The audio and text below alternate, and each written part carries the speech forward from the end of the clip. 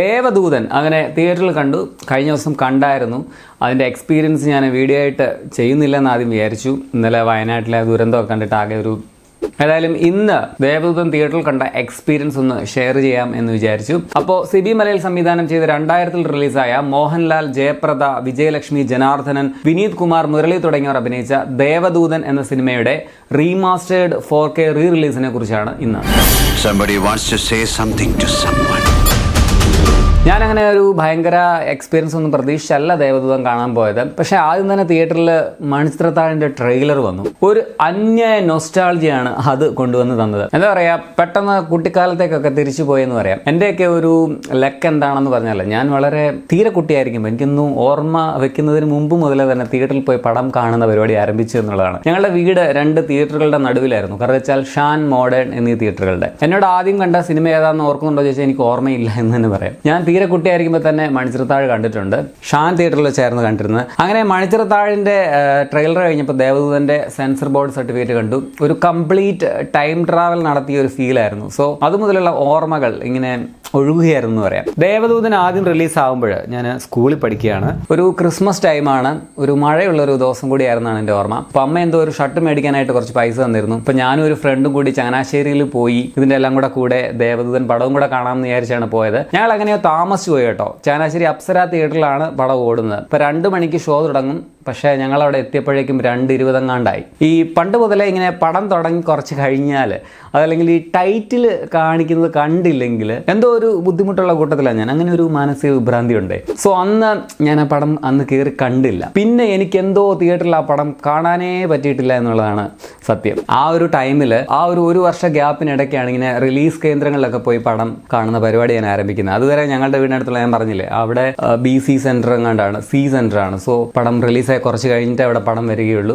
പടം റിലീസാകുന്ന ടൈമിൽ പോയി കാണണമെങ്കിൽ ഒന്നുകിൽ കോട്ടയത്തോ അല്ലെങ്കിൽ ചങ്ങനാശ്ശേരിയിലോ ഏതെങ്കിലും തിയേറ്ററിൽ പോയി കാണേണ്ടി വരും. അപ്പം അങ്ങനെ ആ ടൈമിൽ കുറേ പടം കണ്ടിട്ടുണ്ട്. ഒളിമ്പ്യൻ അന്തോണി അതൊക്കെ ആ ഒരു സമയത്ത് ആദ്യത്തെ ദിവസം തന്നെ പോയി ഇടിച്ചു നിന്നു. പക്ഷെ ആദ്യത്തെ ദിവസം പടം കാണാൻ പറ്റിയില്ല. എനിക്കൊന്നൊരു ശനിയാഴ്ച എങ്ങാണ്ടാണ്. എൻ്റെ കൂടെ പഠിക്കുന്ന 2 ഫ്രണ്ട്സ് കൂടെ ഉണ്ടായിരുന്നു. അങ്ങനെ ആദ്യത്തെ ദിവസം ടിക്കറ്റ് കിട്ടാനായിട്ട് 2ാമത്തെ ദിവസം ഞങ്ങൾ നേരത്തെ പോയി ടിക്കറ്റിന് വേണ്ടി ക്യൂ നിന്നിട്ടാണ് ഒളിമ്പ്യൻ അന്തോണി ആദം കാണുന്നത്. അതുപോലെ തന്നെ നരസിംഹം, ഉസ്താദ്, പിന്നെ വെള്ളിയേട്ടൻ, ഇതൊക്കെ അങ്ങനെ കണ്ട സിനിമകളാണ്. Crime file. എന്തായാലും ദേവദൂതൻ ആ സമയത്ത് വലിയൊരു റെസ്പോൺസ് ഇല്ലായിരുന്നു. തിയേറ്ററുകളിൽ ആൾ കുറവായിരുന്നു എന്നാണ് എൻ്റെ ഒരു ഓർമ്മ. എന്തോ അങ്ങനെ പല കാരണങ്ങൾ കൊണ്ട് ആ പടം അന്ന് കാണാൻ പറ്റിയില്ല. പിന്നെ പലതവണ DVD-യിൽ, TV-യിൽ, വിവിധ ചാനലുകളിലൊക്കെ പടം കുറേ തവണ കണ്ടിട്ടുണ്ട്. അവസാനം ഇത്രയും വർഷത്തിന്റെ ഇടവേളയ്ക്ക് ശേഷമാണ് ദേവദൂതൻ ഇങ്ങനെ തിയേറ്ററിൽ കാണാനുള്ള ഒരു ഭാഗ്യം ലഭിച്ചത്. ഇത്തവണ കോട്ടയം ആനന്ദ് തിയേറ്ററിലാണ് പടം കണ്ടത്. നല്ല എക്സ്പീരിയൻസ് ആയിരുന്നു കേട്ടോ. പ്രത്യേകിച്ച് ഒരു സൗണ്ട് ആൻഡ് പിക്ചർ ക്വാളിറ്റിയൊക്കെ നല്ല രസമുണ്ടായിരുന്നു. ഈ ഒരു ഡോൾബി അറ്റ്മോസ്ഫിയറിലേക്ക് ആ മാറ്റിയതിൻ്റെ നല്ല ഇഫക്റ്റ് ഒക്കെ തന്നെ ഫീൽ ചെയ്യുന്നുണ്ടായിരുന്നു. ഇപ്പോൾ ഈ പ്രാവിൻ്റെ ഒരു ചിറകടി സൗണ്ടൊക്കെ ഉണ്ടല്ലോ, അതുപോലെ തന്നെ വിദ്യാസാഗറിൻ്റെ ഒരു ചില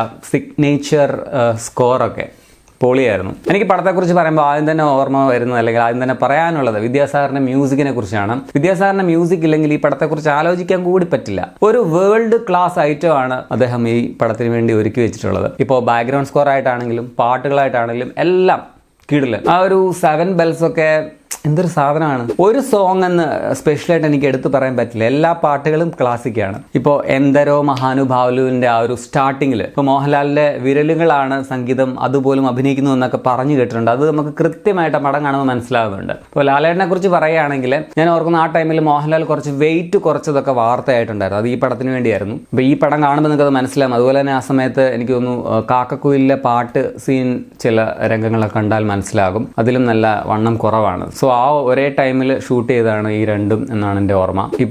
ഇപ്പോഴത്തെ പ്രണവ് മോഹൻലാലിൻ്റെ ഒരു ലുക്കൊക്കെ മോഹൻലാലിന് ഈ പടത്തിൽ കണ്ടപ്പോൾ എനിക്ക് തോന്നി. പിന്നെ പൂവേ പൂവേ പാലപ്പൂവേ, അതാണ് എൻ്റെ പേഴ്സണൽ ഫേവറേറ്റ് സോങ്. അതിൽ നിങ്ങൾ വിജയലക്ഷ്മി എന്ന നടിയെ മാത്രം ശ്രദ്ധിക്കുക എന്ന് ഞാൻ പറയും. എനിക്ക് തോന്നുന്നു അവർക്ക് ഈ പടത്തിലെ മറ്റുള്ളവരുടെ അത്രയും റെക്കഗ്നിഷൻ കിട്ടിയിട്ടില്ല എന്ന്. അവർ ഗംഭീരമായിട്ടാണ് പടത്തിൽ ആ പാട്ടിൽ ഡാൻസ് ചെയ്തിട്ടുള്ളത്. അന്യായ ഗ്രേസ് ആണ് അവരുടെ ഡാൻസിന്.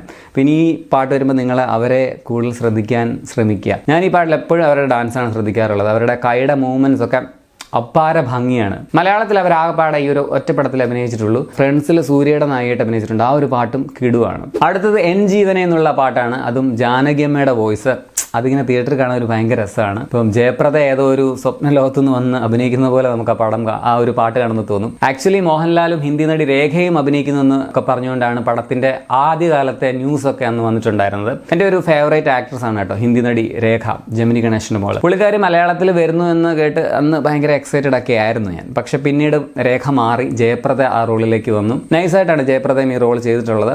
ഭാഗ്യലക്ഷ്മിയാണ് ജയപ്രദയ്ക്ക് ഡബ് ചെയ്തിരിക്കുന്നത്, അതെടുത്ത് പറയണം. അതുപോലെ തന്നെ പ്രിയത്തിലൊക്കെ നായികയായിട്ട് അഭിനയിച്ച ദീപ നായരെ, അതുപോലെ ഹിന്ദി നടി സൊനാലി ബേന്ദ്ര, ഇവരുടെയൊക്കെ പേരാണ് ആദ്യം പറഞ്ഞു കേട്ടത് സ്നേഹ എന്ന് പറഞ്ഞ റോളിൽ. പിന്നെയാണ് വിജയലക്ഷ്മി ആ റോൾ ചെയ്യുന്നത്. വിജയലക്ഷ്മിക്ക് ശ്രീജ രവിയാണ് ഡബ് ചെയ്തിരിക്കുന്നത്. പിന്നെ അടുത്ത പാട്ടെന്ന് പറഞ്ഞാൽ ദാസേട്ടനും പ്രീതയുടെയും ശബ്ദത്തിൽ കരളെ നിൻ കൈപിടിച്ചാൽ എന്നുള്ള പാട്ടാണ്. ശരിക്കും ഞാൻ ഈ പാട്ടുകളെല്ലാം ഒന്നുകൂടി ബിഗ് സ്ക്രീനിൽ കാണാനാണ് പോയെന്ന് പറഞ്ഞാലും തെറ്റില്ല. മ്യൂസിക്കും മിസ്റ്ററിയും മഞ്ഞും പിന്നെ മോഹൻലാലും എല്ലാം എമ്മാണ്. പഴയ സിനിമയ്ക്ക് ഏകദേശം 2 മണിക്കൂർ 46 മിനിറ്റ് ദൈർഘ്യം ഉണ്ടായിരുന്നു. ഏകദേശം 36 മിനിറ്റിലധികം സിനിമയിൽ നിന്നും കട്ട് ചെയ്ത് മാറ്റിയിട്ടുണ്ട്. ഇപ്പോൾ 2 മണിക്കൂർ 10 മിനിറ്റ് 12 മിനിറ്റ് എങ്ങാണ്ടേ ഉള്ളൂ. ഇത് ഡയറക്ടേഴ്സ് കട്ടാണ്. ജഗദീഷ് ശ്രീകുമാർ ഏട്ടന്റെ ഫുൾ സീൻ പടത്തിൽ നിന്ന് മാറ്റിയിട്ടുണ്ട്. അതൊരു സങ്കടകരമായ കാര്യമാണ്. പക്ഷേ ആക്ച്വലി കഥയിൽ അതിന് വലിയ പ്രാധാന്യമൊന്നും ഇല്ല. അതുപോലെ തന്നെ ഒരു ഫൈറ്റ് സീന്, അതുപോലെ ജഗദീഷിന്റെ ചില കോമഡി രംഗങ്ങൾ, അതൊക്കെ റിമൂവ് ചെയ്തിട്ടുണ്ട്. ഇത് റിമൂവ് ചെയ്തത് ആ കഥയെ ബാധിക്കുന്നേ ഇല്ല. സത്യത്തിൽ ഡയറക്ടേഴ്സ് കട്ട് കറക്റ്റ് ആണെന്നാണ് എൻ്റെ പേഴ്സണൽ അഭിപ്രായം. സോ ആകമൊത്തം ടോട്ടൽ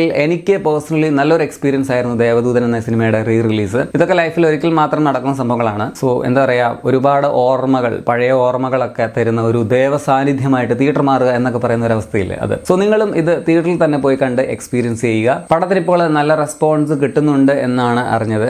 സന്തോഷമുള്ള കാര്യമാണ്. ആ മത്താപ്പൂത്തിരി പെൺകുട്ടി എന്ന പാട്ട് കൂടി ടൈറ്റിലിൽ എങ്കിലും എവിടെയെങ്കിലും തിരികെ കയറ്റാമായിരുന്നു. എൻ്റെ ഒരു പേഴ്സണൽ ഫേവറേറ്റ് ആണ് ആ പാട്ടും കേട്ടോ. അപ്പോൾ ശരി എന്നാ.